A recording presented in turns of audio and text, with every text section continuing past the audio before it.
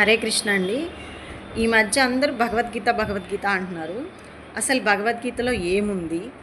భగవద్గీత చదవటం అంటే ఇంకా వాళ్ళ లైఫ్ మొత్తం సన్యాసం తీసుకున్న వాళ్ళే చదువుతారు.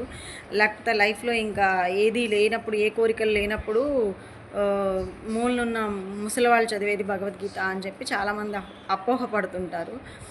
భగవద్గీత కొంతమందికి చదవాలని ఉంటుంది, తెలుసుకోవాలని ఉంటుంది, టైం ఉండదు వాళ్ళకి. అంటే రకరకాల ఇదితోటి మనం భగవద్గీతను అసలు పట్టించుకోము, చూడము.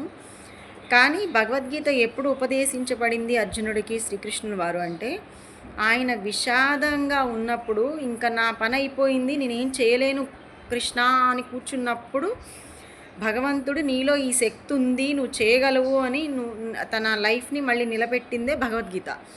అంటే ఇది మనకు 5000 సంవత్సరాల కిందటే శ్రీకృష్ణుల వారు మనం లైఫ్లో ఎదుర్కొనే సమస్యలకి అర్జునుడి రూపంలో, అంటే అర్జునుడు వేరు కాదు, కృష్ణుడు వేరు కాదు, ఇద్దరు ఒకటే. క్వశ్చన్ అడిగింది కృష్ణుడే, చెప్పింది కృష్ణుడే. కానీ అది ఎవరి కోసం? మన కోసం.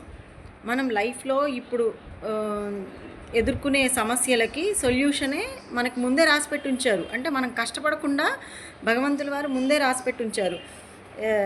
అంత మంచి భగవద్గీతని మనం ఏం చేస్తామంటే చాలా చనిపోయిన వాళ్ళ దగ్గర పెట్టడానికో, లేదంటే వృద్ధులైపోయాక ఎప్పుడో చూద్దాంలే అని చెప్పేసి అనుకుంటాం. కానీ భగవద్గీత అంటే నువ్వు ఎంజాయ్గా, హ్యాపీగా, టెన్షన్స్ లేకుండా మంచి జీవితాన్ని, ఎవరికైనా కావాల్సింది ఏంటండి?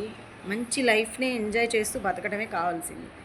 అలా చేయడానికి నీ మనసు ఎలా ఉండాలి, నీ బుద్ధి ఎలా ఉండాలి, నువ్వు నీ కుటుంబంతో ఎలా ఉండాలి, నీ స్నేహితులతో ఎలా ఉండాలి, నువ్వు ధర్మంగా ఎలా ఉండాలని చెప్పిందే భగవద్గీత. అది పట్టుకుంటే నువ్వు ఇంకేది పట్టుకోనక్కర్లేదు. ఈవెన్ పూజలు కూడా చేయవసరం లేదని చెప్పచ్చు. వాస్తవంగా దేవుడు ఎప్పుడు నా గంటలు పూజలు చేయండి, నా దగ్గర కూర్చోండి అని ఎక్కడ చెప్పలేదు. భగవద్గీతలో ఆయన చెప్పింది సాటి మనిషిలో దైవత్వాన్ని చూడమని చెప్పారు తప్ప, అక్కడ ఉన్నాను, ఇక్కడ ఉన్నాను అంటే అవతల మనిషిలో ఉన్నది నేనే, నీలో ఉన్నది నేనే అని చెప్పారు.